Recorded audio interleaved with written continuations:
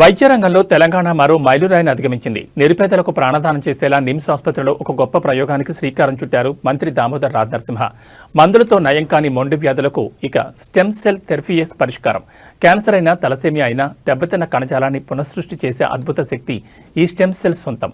ఇప్పటి వరకు కేవలం బడా కార్పొరేట్ ఆసుపత్రులకే పరిమితమైన ఈ ఖరీదైన చికిత్సను ఇకపై సామాన్యులకు సైతం అందుబాటులోకి తెస్తోంది ప్రభుత్వం.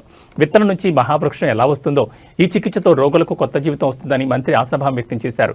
అసలు ఈ స్టెమ్ సెల్ ల్యాబ్ ప్రత్యేకతలేంటి, అక్కడ జరిగే పరిశోధనలు రోగులకు ఎలా ఉపయోగపడతాయి అనేది స్పష్టంగా తెలియజేశారు.